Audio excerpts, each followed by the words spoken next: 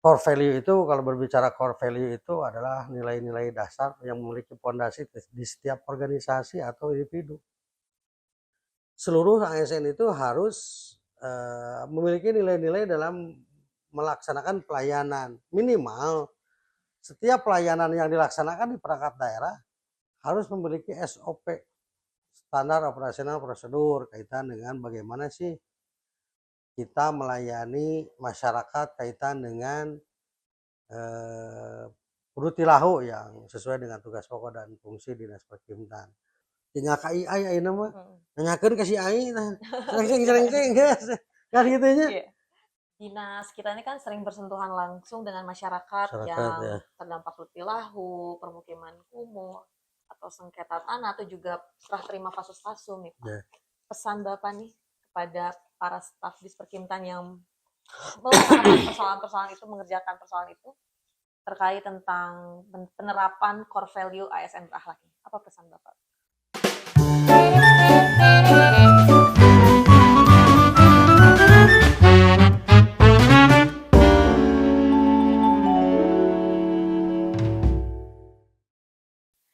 Assalamualaikum warahmatullahi wabarakatuh. Sampurasun Sobat Kimtan.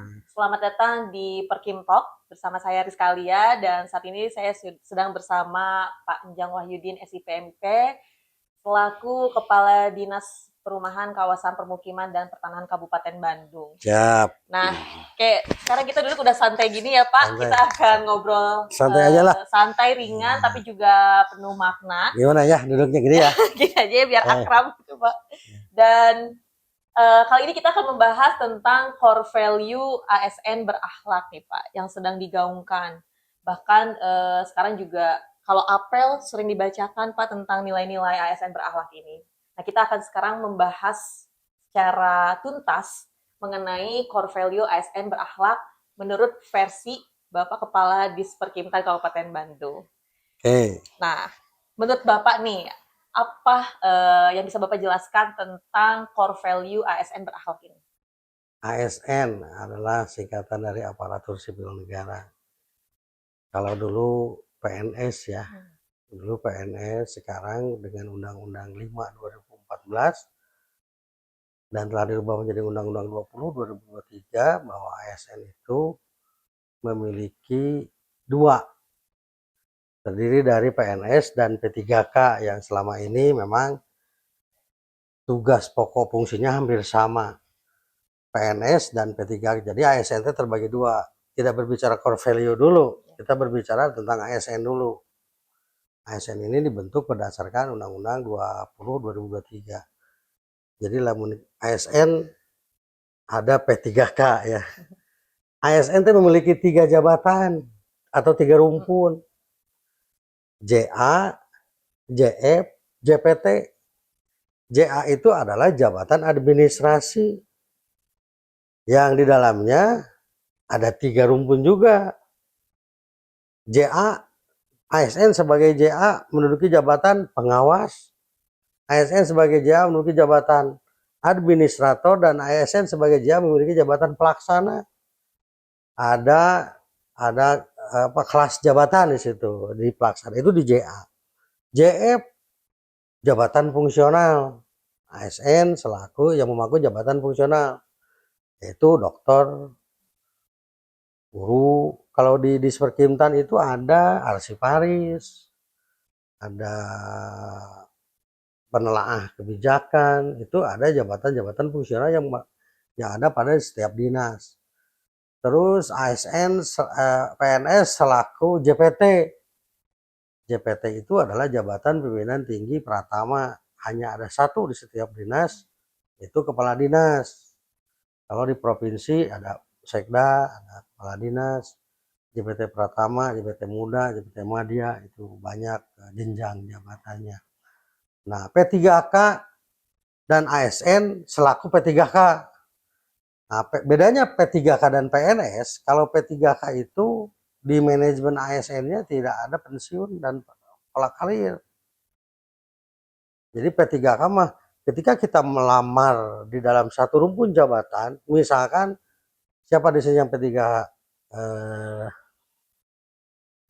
apa namanya penelaah kebijakan atau P3K mah hanya bisa menduduki jabatan fungsional dan JPT, tidak bisa menduduki jabatan JA. Kalau berdasarkan Undang-Undang 25 2014. Dan P3K itu tidak mendapatkan, kalau nggak salah tidak mendapatkan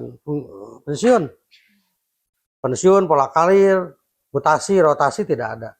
Jadi mereka mendaftar di satu dinas dalam satu jabatan tertentu itu dari 1 tahun, 5 tahun untuk 5 tahun per tahun melakukan registrasi ulang atau pendaftaran ulang.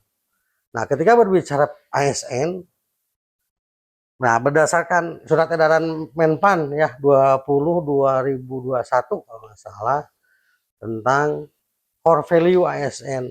Jadi memang core value itu, kalau berbicara core value itu adalah nilai-nilai dasar yang memiliki fondasi di setiap organisasi atau individu. Kalau core value berdasarkan pengertian core value itu sendiri. Baik Pak, tadi kan katanya ada PNS, ada P3K, mungkin sekarang juga udah ada P3K paruh waktu, ada tenaga kontrak nih. Bagaimana core value ASN berakhlak ini bisa diterapkan kepada semua jabatan yang menduduki di Dinas Perkimtan ini, Pak? Berbicara core value itu jelas adalah fondasi atau nilai-nilai dasar yang harus dimiliki oleh setiap individu atau organisasi. Nah, berdasarkan surat edaran Permenpan 20/2001 bahwa core value ASN itu dengan tagline berakhlak ya. Ya, betul.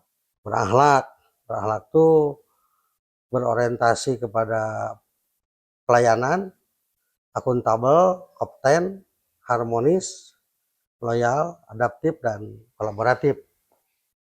Betul. Kalau nilai-nilai core value yang ada di berakhlak. Perlu dijabarkan satu-satu. Boleh Pak, nah dari 7 nilai tadi ya. 7 nilai tadi nih. Ini kan harus orang kepegawaian yang paham ini sebetulnya. Nah, 7 nilai core value ASN berakhlak tadi nih, bagaimana relevansinya dengan Dinas Perumahan, Kawasan Permukiman, dan Pertanahan ini, Pak? Oke. Kaitan dengan berakhlak itu sendiri, berakhlak itu diawali dengan kata berakhlak ya. Ber itu artinya berorientasi kepada pelayanan. Jadi pengertian berorientasi kepada pelayanan itu setiap ASN yang mengemban atau yang mengampuh pelayanan, seluruh ASN itu harus memiliki nilai-nilai dalam melaksanakan pelayanan. Minimal setiap pelayanan yang dilaksanakan di perangkat daerah harus memiliki SOP, standar operasional prosedur, kaitan dengan bagaimana sih kita melayani masyarakat kaitan dengan rutilahu yang sesuai dengan tugas pokok dan fungsi Dinas Perkimtan. Nah, ciri-ciri yang harus dimiliki oleh berakhlak itu adalah memahami dan memenuhi kebutuhan masyarakat secara proaktif, ramah, cekatan, nominatnya, kilo S itunya, senyum, sapa, salam, gitu kan, banyak lah. Jadi jangan sampai ada beberapa temuan ASN yang langsung kepada masyarakat memberikan pelayanan dengan memasang mimik muka yang cemberut, kan nggak seperti itu. ASN itu diciptakan untuk bagaimana masyarakat diberikan solusi kaitan dengan apa yang mereka butuhkan. Itu kaitan dengan apa? Berorientasi pada pelayanan. Akuntabel yang tersatu kan? Iya. Akuntabel. Kalau berbicara akuntabel ini kaitan dengan pertanggungjawaban sebetulnya. Jadi semua pelayanan yang diberikan atau semua tugas yang diberikan kepada ASN itu harus sekurang-kurangnya dapat dipertanggungjawabkan. Nah, artinya kalau ciri-ciri pertanggungjawaban itu minimal kita dalam melaksanakan pelayanan itu apa ya? Transparan, efektif, efisien. Nah, bagaimana transparan ini bukan berarti semua diberikan atau diinformasikan. Transparan itu kan lamun cek bahasa ini namanya seksi ya. Itu semua terbuka. Transparan itu kan artinya ada hal yang memang bisa diberikan kepada masyarakat atau diinformasikan kepada masyarakat. Seperti di dalam pengelolaan anggaran. Pengelolaan anggaran hari ini ASN seluruh Indonesia mungkin sudah menggunakan SIPD ya, sistem informasi SIPD, sistem informasi pembangunan daerah kalau nggak salah. Ini kan sudah bisa transparan. Kaitan dengan pengadaan barang jasa sudah melakukan marketplace melalui LKPP, Lembaga Kebijakan Pengadaan Barang Jasa, yang semua sudah tertera dari mulai perencanaan, penganggaran, melakukan SIPD, pengadaan barang jasanya pun sama. Perencanaan, pelaksanaan, sampai evaluasi sama sudah tertuang di dalam aplikasi yang namanya SIRUP, Sistem Informasi Rencana Umum Pengadaan. Nah, maka semua masyarakat bisa melihat Dinas Perkimtan tahun anggaran sekian itu mendapatkan anggaran berapa dan untuk apa, bisa terlihat di aplikasi sirup.co.id. Sirup itu bukan berarti sirup ya, tapi Sistem Informasi Rencana Umum Pengadaan. Ya, itu dari sirup itu bisa dibuka.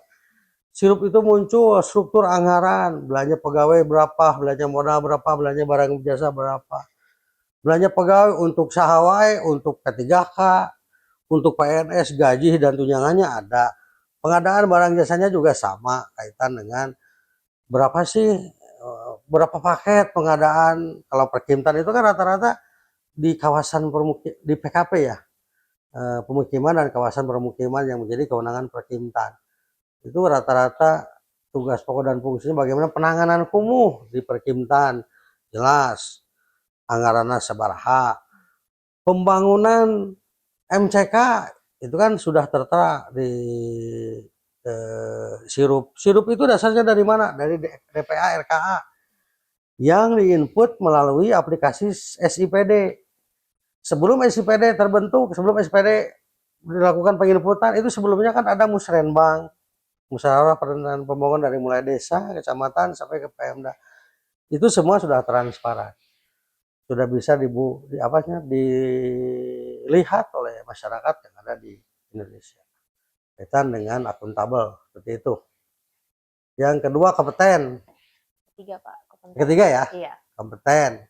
Kompetensi itu kan ada sebetulnya Permendagri atau Permenpan yang berkaitan dengan kompetensi yang harus dimiliki oleh seluruh ASN. Minimal ASN itu harus memiliki 3 kompetensi. Apa aja itu Pak? Dari mulai kompetensi manajerial, kompetensi sosiokultural, sampai dengan kompetensi teknis. Terakhir ada tambahan kompetensi pemerintahan kalau nggak salah. Jadi kompetensi itu dibentuk melalui pengembangan, ada di BKPSDM tuh.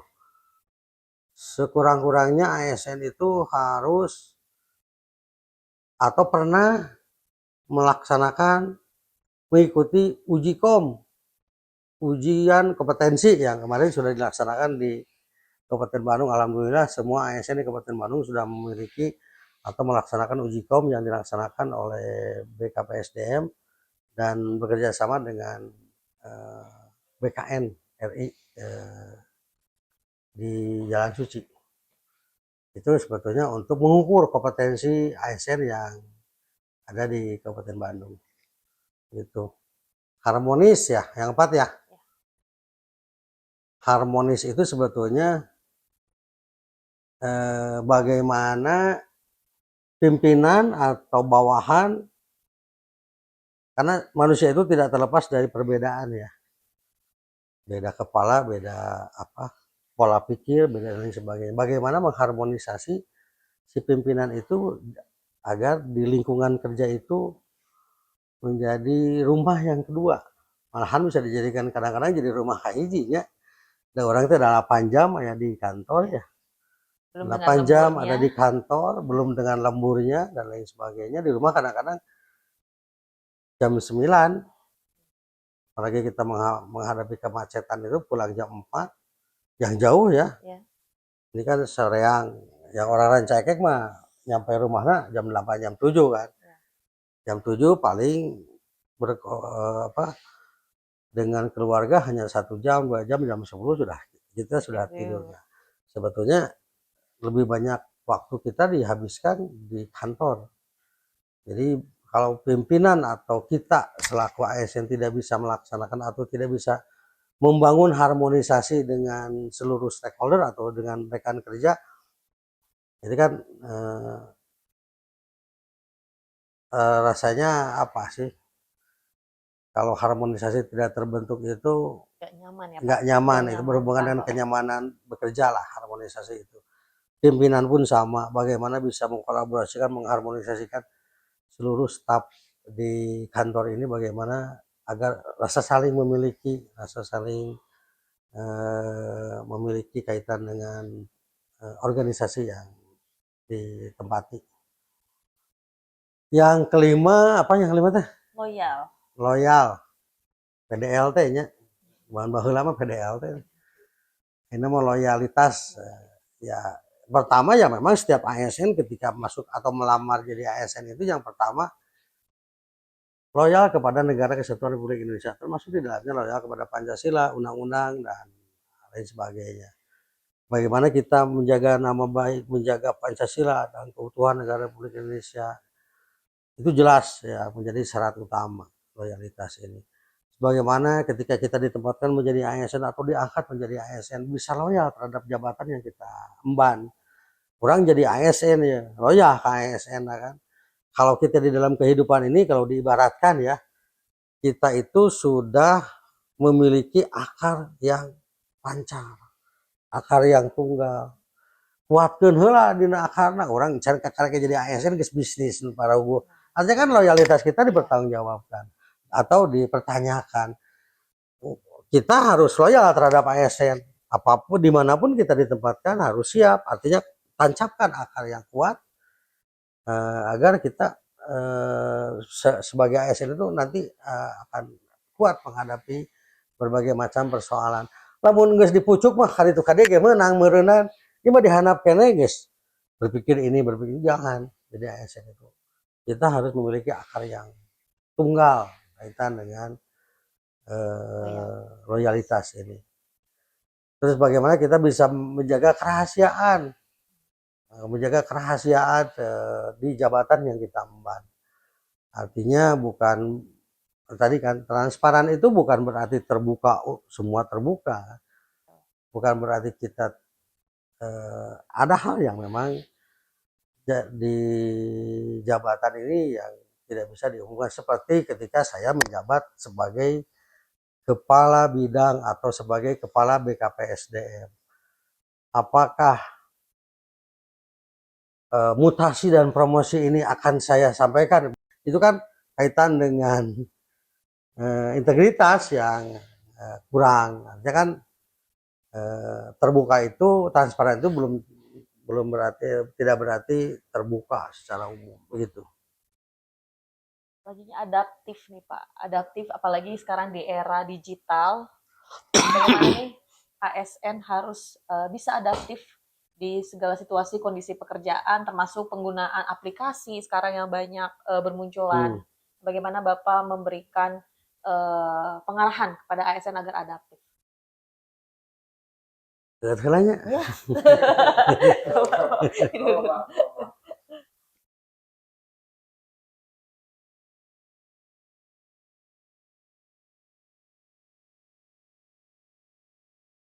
Adaptif itu sebetulnya mah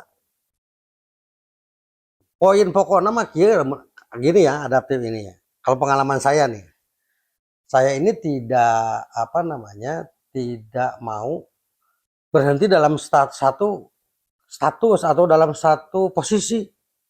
Kadang-kadang kita tuh kalau sudah diberikan zona nyaman, nggak mau ke zona-zona yang lainnya.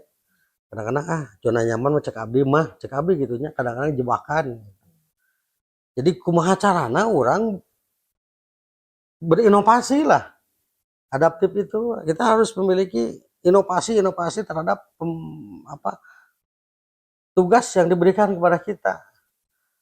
Banyak inovasi itu tidak selalu harus wah sebetulnya inovasi itu kaitan dengan sekarang ini. Sekarang ini misalkan Dinas Perkimtan memiliki tugas Kembalikan Rutilahu ya, pembangunan Rutilahu yang menurut Renstra atau Renja ini kita diberikan beban 3.500 per tahun. Kan gitu ya, 3.500 unit rumah per tahun. Dengan posisi anggaran yang sekarang kita miliki, kita hanya mampu membangun misalkan 1.500 atau 1.000 lah. Nah, yang sisanya kekurangan itu kan harus tugas itu kan harus kita laksanakan, berarti kurang 2.000 tuh. Bagaimana kita berkolaborasi atau berkoordinasi dengan pemerintah pusat, karena Rutilahu itu bukan sepenuhnya menjadi beban APBD saja gitu kan. Misalkan di APBD provinsi sabaraha, berkoordinasi yang baik dengan tingkat provinsi, dari APBN berapa, berkoordinasi dengan tingkat kementerian. Nah, kalau Rutilahu itu biasanya berkaitan dengan BSPS yang ada dimiliki atau di pusat ya. Nah, kita berkoordinasi dengan DPR RI, anggota DPR RI yang dari pusat, yang dapilnya dapil Kabupaten Bandung. Contoh, di Kabupaten Bandung memiliki banyak ada Pak Haji Cuncun, ada Bang Romi, ada Pak Dadang Nasir. Bagaimana kita di Perkimtan bisa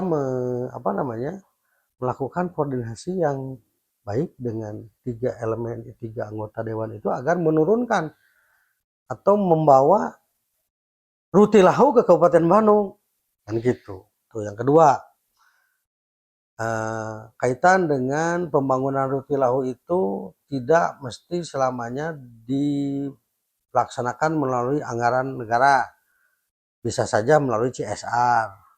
Kita memiliki Bank Jabar, kita memiliki beberapa penyedia perumahan, kontraktor ya. Perumahan kan mereka bisa membangun komplek di Kabupaten Bandung, sok atuh CSR ke naon, ke Rutilahu tah, di lembur iya kan bisa saja seperti itu. Bagaimana kita melakukan pendekatan dengan Bank Jabar, bank yang milik pemerintah yang setiap tahun mengeluarkan CSR, berikan CSR-nya untuk perumahan ulah kanu lapang wae misalkan. Terus bagaimana berkoordinasi dengan Bajnas. Bajnas hari ini kan Kabupaten Bandung hampir ratusan juta dari ASN saja. ASN Kabupaten Bandung sebanyak kurang lebih 16.000 kalau nggak salah. Itu kan ada infak sodakoh yang bukan dipotong, yang diberikan kepada Bajnas. Itu asnafnya kan bisa kepada masyarakat Kabupaten Bandung melalui Rutilahu itu. Seperti salah satu bentuk loyalitas ya. ya. Yang apa yang dilakukan ASN itu pasti kembali lagi kepada masyarakat. Ya, seperti guru gitu ya. Guru kan hampir 14.000 tah.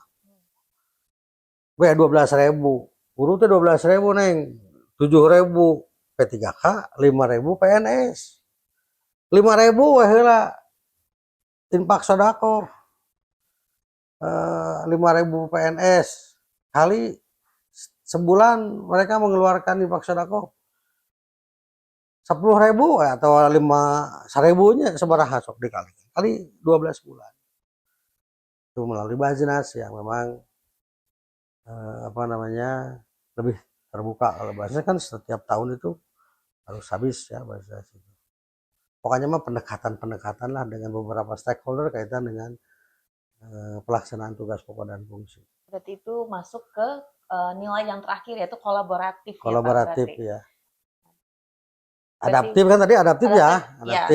Sekarang kolaboratif ya memang itu irisan yang tipis antara adaptif dan kolaboratif. Kalau orang beradaptasi dengan lingkungan, kita bisa mengkolaborasikan, kan gitu intinya.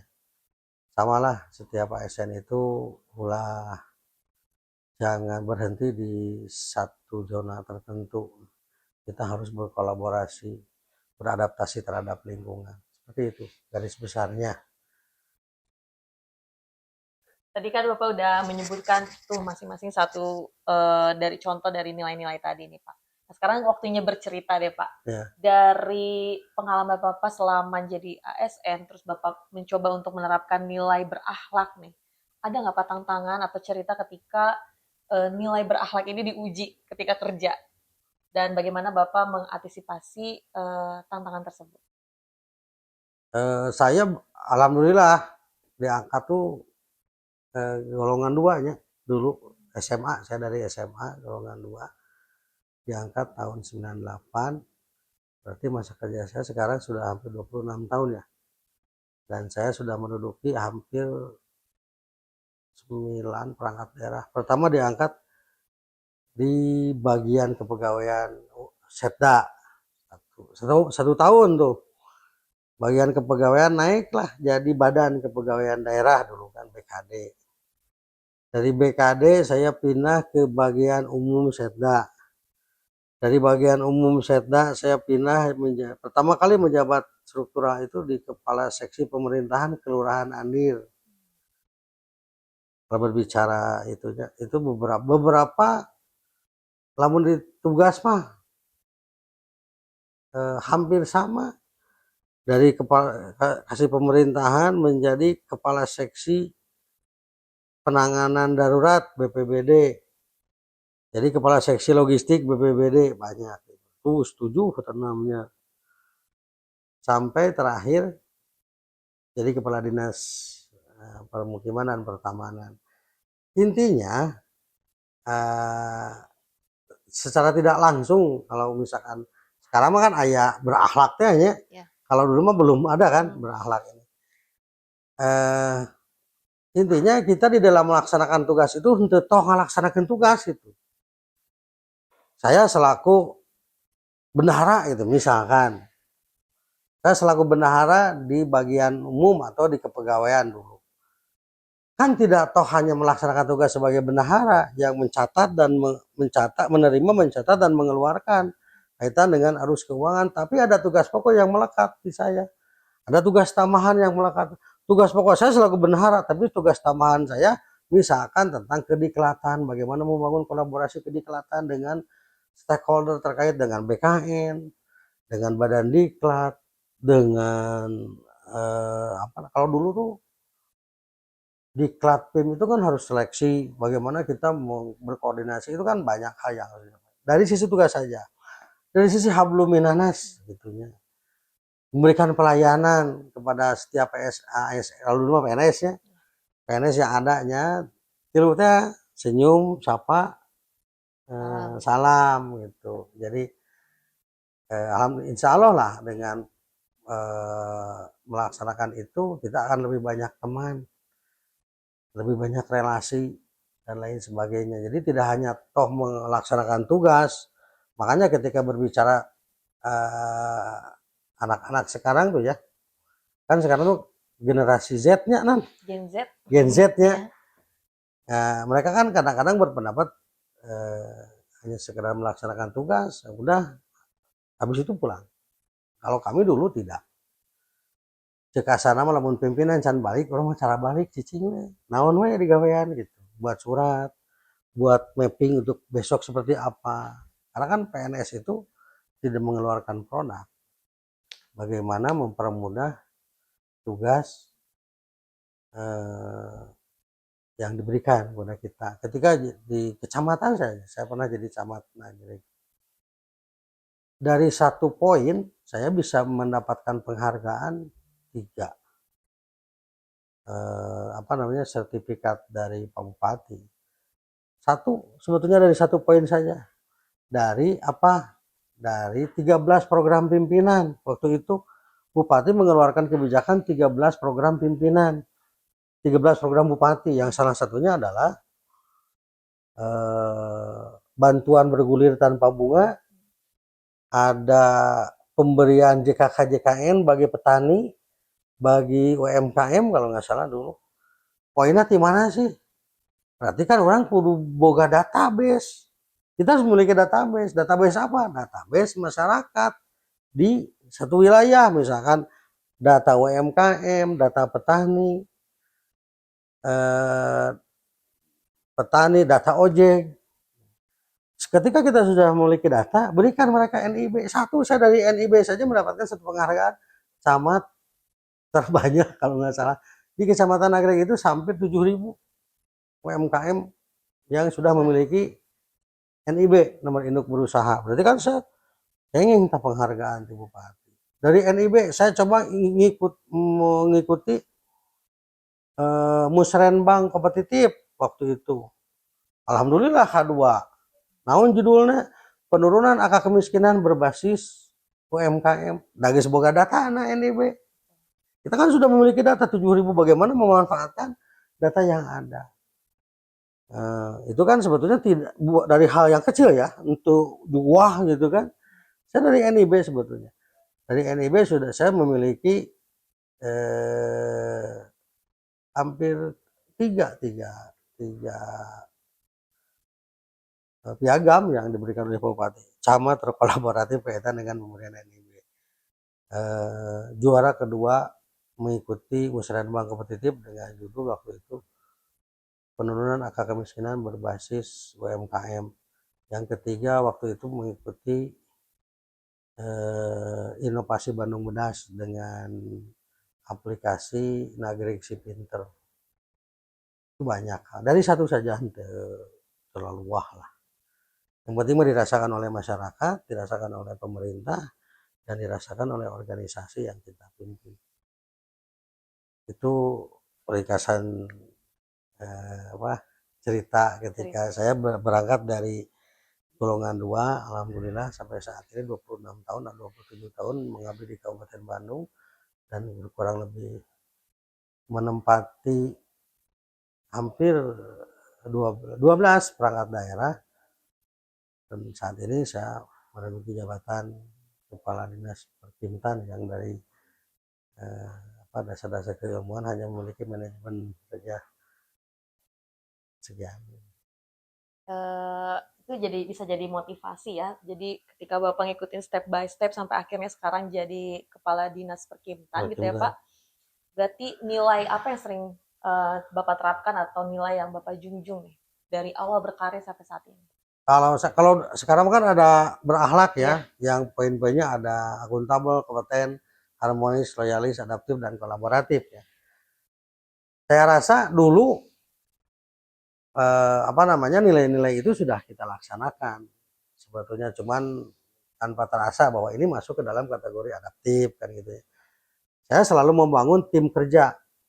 Kalau di perangkat daerah itu, kalau di organisasi yang saya pimpin atau yang saya geluti, yang pertama saya biasa melaksanakan atau melakukan mapping kerja-kerja. Setelah itu kita mapping bagaimana kita mengkolaborasikan siapa berbuat apanya. Kita melakukan atau menetapkan SK tim kerja biasanya. SK tim kerja, misalkan saya selaku kasih pemerintahan atau selaku camat waktu itu. Setiap pekerjaan di kecamatan itu tidak dilaksanakan oleh satu seksi. Biasanya saya melakukan jejaring kinerja. Ya, misalkan kasih pemerintahan bisa melaksanakan tugas di Sosbud. Kasih Sosbud bisa melaksanakan tugas tapi dengan SK tim kerja, tapi tetap posisi ketua itu harus pengampu tugas pokok. Misalkan ketika berbicara pendataan penduduk nih, kasih PEM ketua nama, tapi kasih PEM bisa ngambil orang yang kompeten di situ. Misalkan ada staf dikasih pemberdayaan yang bisa melaksanakan atau berkolaborasi dengan kita, kita biasa melaksanakan itu. Kalau saya dulu gitu ya.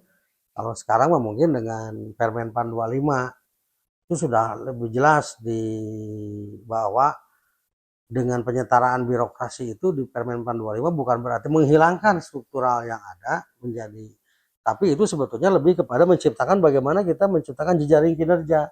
Setiap jabatan struktural itu kan sekarang sampai di eselon 3 tuh. Eselon 4 ke bawah itu kan jadi PPTK, jadi fungsional. Kalau fungsional bekerjanya kan tidak stuck di dalam satu bidang, bisa melaksanakan tugas selama diberikan surat tugas oleh pimpinan. Dulu sebetulnya biasa dilaksanakan, tapi sok aneh saya mah dunungan teh orang mau di dia ditempatkan di dia lain gitu. Bukan begitu.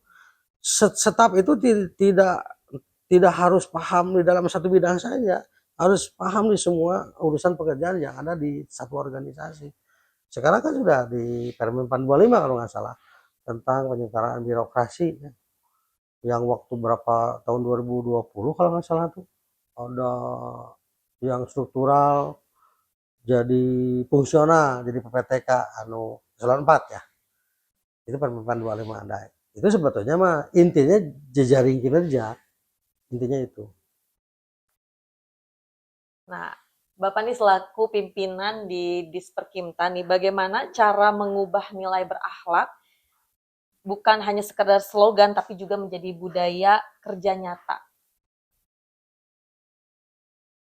Nilai berakhlak menjadi Budaya kerja nyata nih, sebagai pimpinan memberikan contoh seperti apa nih yang udah Bapak lakukan dalam keseharian di kantor untuk memberi contoh kepada staff gitu Pak.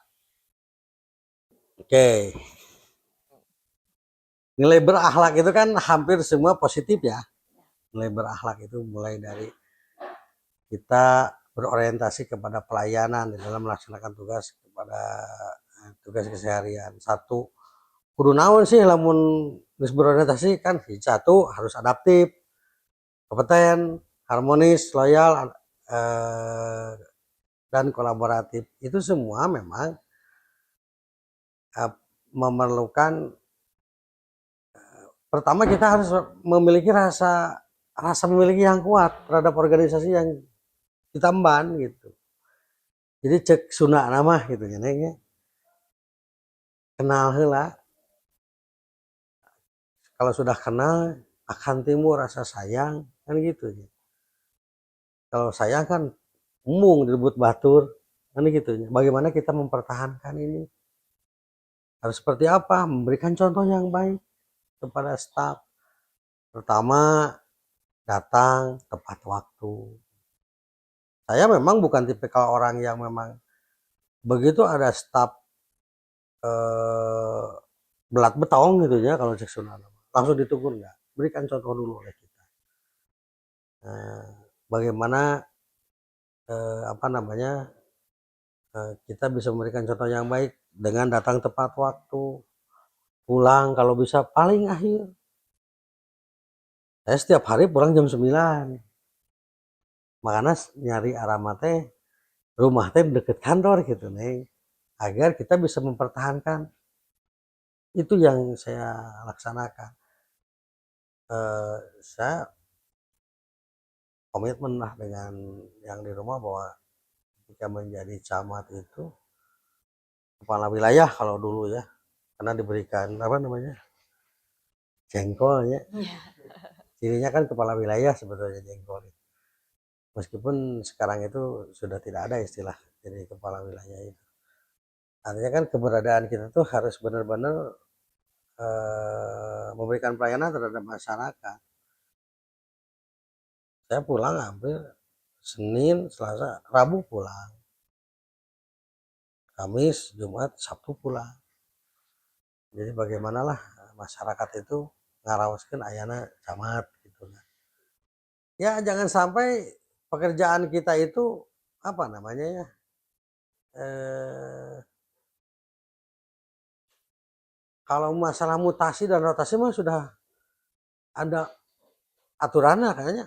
PNS mah ada manajemennya lah, dari undang-undang itu kan turun kepada manajemen PNS. Manajemen PNS itu ada 21 kalau nggak salah, termasuk salah satunya rotasi mutasi. Jadi orang mau dipindahkan teh,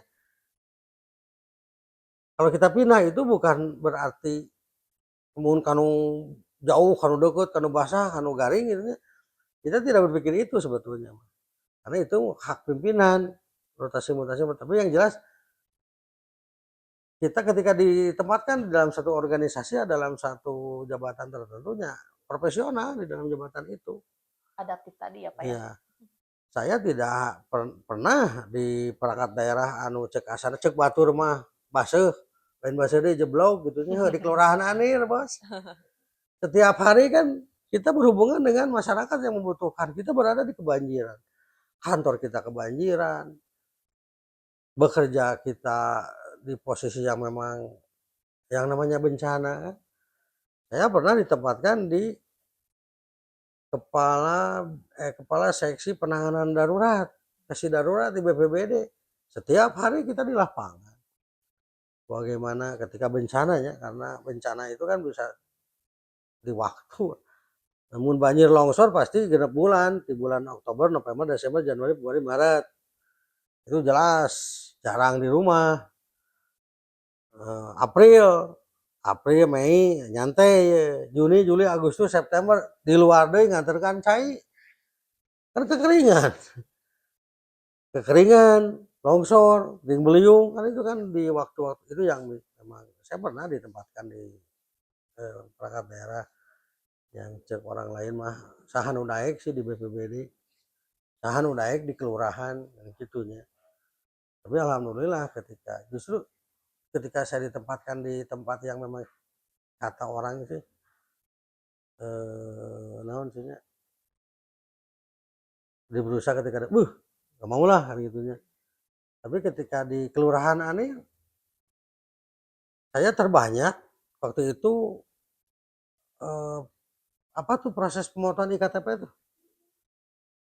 waktu munculnya pertama IKTP ya, kelurahan Anir kalau nggak salah 85% capaian rekam IKTP-nya meskipun di posisi banjir gitu.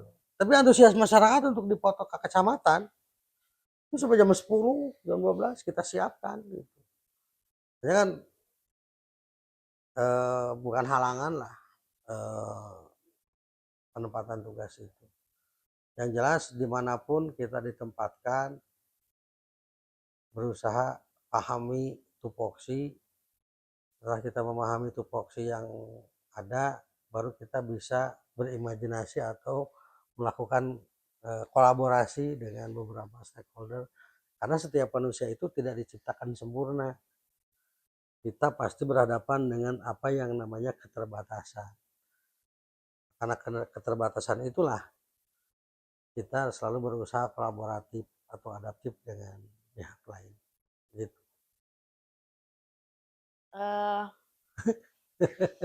Jadi pertanyaan lagi ya. Udah pertanyaan lagi. Tadi kan Bapak berusaha untuk menyatukan nih semua staf yang ada di dinas gitu kan. Nah, di situ kan ada lintas generasi nih Pak. Di kita juga banyak nih ASN muda atau istilahnya ASN milenial, ASN Gen Z. Baby boomer lah. Bagaimana sih Pak pendekatan Bapak kepada ASN muda ini untuk mengajak gitu? Kayak tadi Bapak kan belum tentu semua bisa melakukan hal yang sama. Kayak gini, kan dulu saya pernah, kalau dulu tuh zaman, ini kan diangkat tahun 98 ya. 98 itu akhir masa Orde Baru, ya awal Orde Reformasi. Kan gitu kan. Krisisnya tahun itu. Jadi bukan perilaku. Akhir masa Orde Baru kan dengan stigma apa gitu kan ya. Dan masa reformasi awal, saya ketika dibagikan SK sebagai PNS itu dulu apa ya, di gedung sate itu dulu teh lagi ada demo kalau nggak salah. Jadi di bawah demo bisa, saya makan gitunya. Di bawah feodalisme bisa kan gitunya. Benar nggak? Makanya cek batur mas, mana mah can balik ya dudungan can balik. Itu kan kaum feodalisme kan seperti itu. Pimpinan kan bukan berarti kita ya, karena memang pertama dari perilaku yang apa namanya dicontohkan oleh orang tua dulu. Maneh lamun guru maneh can balik bakal lamun ngajinya. Ya macana kana bedegong tapi nurut.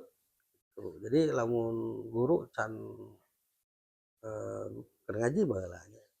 Kalau guru can ke masjid dia mah lah di kobong atau bukan di kobong, nah saya mah nggak pesantren di tajuk ya, tajuk gitu baru kita pulang kalau si ustadznya udah pulang baru kita ngikutin pulang. Lalu seperti itu, jadi mencontohlah orang tua. Terus bagaimana mengkolaborasikan ketika saya diangkat atau memimpin satu organisasinya. Kalau di organisasi itu tadi terdiri dari beberapa generasi ya. Kalau sekarang mah Gen Z Gen Z baby boomer apa lagi? Milenial. Milenial dan lain sebagainya. Itu ada beberapa apa ya, fase atau beberapa keuntungan dan kelebihan dari beberapa generasi itu.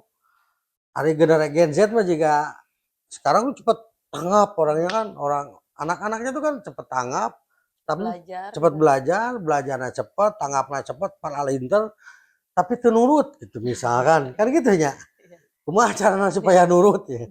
Itu kan kembali lagi kepada si pemimpinnya, apakah kita yang masuk ke sana, yang saya rasakan saya masuk apa karena ke dalam kehidupan mereka. Misalkan begini, kalau dulu di kantor itu tetap satu orang satu meja, yang feodalisme makan gitu ya.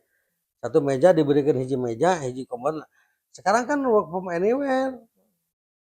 Ya, work from anywhere itu bukan berarti di mana wae, bukan berarti ke kantor. Ke kantor, tapi output kinerjanya harus tercapai.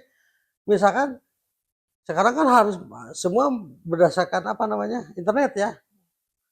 Pak, abdi mah bade di damel teh di kantin, ya mau laptop kan produk enak gitu nya. Iya. Tinggal kita kontrol. Misalkan makanya di perkimpunan itu saya buat gazebo itu bukan untuk kongkong-kongkong, tapi sok kerja di dinya teh bari nganggeuskeun konsep surat dan lain sebagainya. Ketika kita ke masjid kan sekarang tuh kerja tuh di mana saja bisa kan. Swasta itu kan sudah gitu. Konsep kantor juga kalau nggak salah nggak seperti yang dulu satu meja kan bisa di mana saja ya. Asal aya internet ngeprint memakai di mana wae bisa kan kan gitu. Nah itu yang penting indikator kinerja target kinerja tercapai Outputnya ya, gitu Pak. outputnya. Jadi ikuti, kita mengikuti bukan kemauan ya yang biasa mereka laksanakan karena itu kalau sudah berbicara Gen Z kayak baby boomer ya, abdi mah kan baby boomer juga aja ya Lintas generasi ini. lintas generasi ya telat tell me gitu ya tapi hati-hati apik Iya. kita memang saya rada telat nih memahami aturan teh mereka mah lebih paham tinggal KIA ayeuna mah nanyakeun ka si ai nah sereng-sereng geus kan gitu nya Iya. urang mah kan telat ya nah orang kan menang informasi dari mereka informasi kaitan dengan makanya cepet lah kerjanya tuh cuman bagaimana cuman yang kurang misalkan kaitan dengan etika rata-rata etika itu yang memang harus kembali lagi kepada diri sendiri ulah waka barudak kolot oge sarupa etikaan nama kan gitunya etika itu kan dibangun dari kebiasaan kita makanya di kantor itu datang tepat waktu itu budaya kerja itu harus menjadi yang utama saya datang tepat waktu reward and punishment kita laksanakan tapi banyak pertimbangan ketika melaksanakan reward and punishment tidak dilaksanakan melalui hukuman hukuman dari pimpinan mah harus cek sunah namanya ada kudu layar aisan da budak teh beda-beda si ieu mah bedegong tapi sok lobang hasilkeun duit gitu misalkan kan gitu nya si ieu mah cicingeun tapi baper kan gitu kumaha urang teh carana supaya ieu jeung kita ngagabung kan gitu itu akan terbangun sendirinya ketika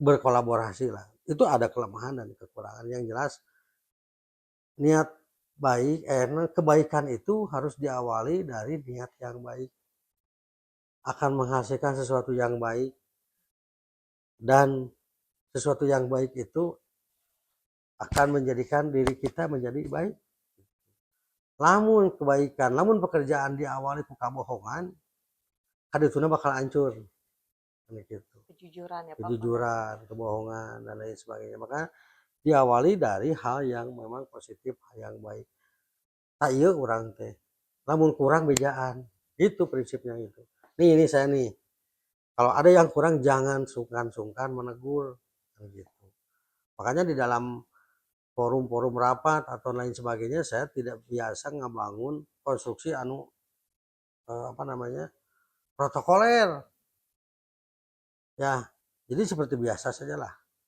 Ya kalau kita terlalu protokoler itu ada hal yang memang selalu disembunyikan karena protokoler itu udah sampurna wae. Mulai kerapat ya cukup kieu we itu. Nah, apalagi sekarang itu biaya mamin teu aya dan lain sebagainya kudu paham kami.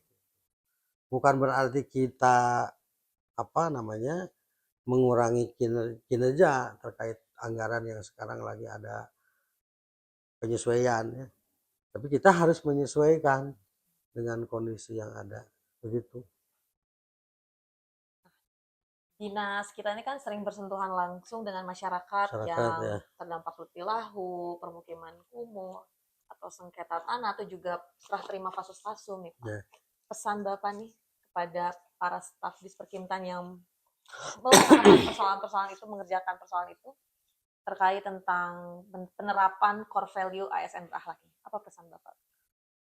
Kalau pesan ini kan saya dulu begitu mau ditempatkan di dinas Perkintan sebetulnya itu pede jadi gitu ya, karena Perkintan itu lebih kepada teknis kayak ilmuna. Nah itu yang saya kurang paham ya, atau dari sisi keilmuan ya. Tapi setelah saya masuk ternyata Perkintan itu lebih kepada banyak bersentuhan dengan urusan-urusan sosial. Tapi ada perhitungannya gitu secara keilmuan. Tapi core-nya taruhlah sekarang ketika berbicara SPM Perkintan. SPM Perkintan itu kebencanaan. Ini gitu ya. Kebencanaan tapi di pasca membangun rumah atau relokasi rumah itu SPM Perkintan. Artinya kan sisi keilmuan sosialnya aya gitu kan. Ketika berbicara rutilahu ngabangun memang ya ukuran aya hitungan rumahna. Tapi rutilahu itu bersentuhan dengan sosial. Jadi ilmu-ilmu sosialnya aya ternyata kan di mana di Perkintan itu.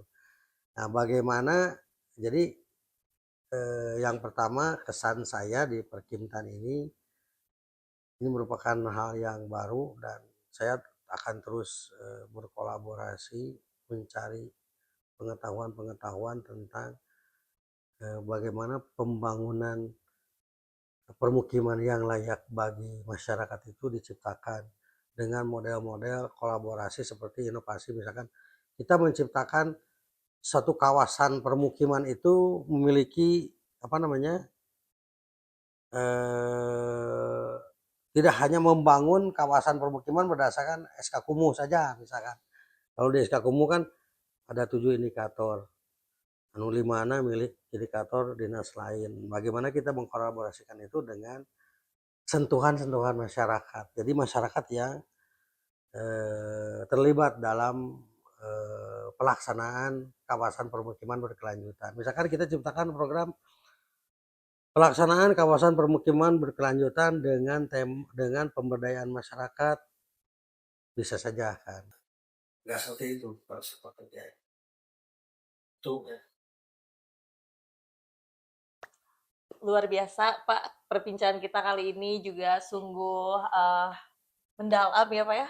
Dari Bapak tadi menyebutkan pengalaman, terus juga nilai-nilai core value ASN berakhlak ini yang sudah Bapak terapkan. Tentu ini jadi pengetahuan dan juga bisa jadi bekal bagi kami ya Pak, tentunya staf dalam menjalani pekerjaan sebagai ASN.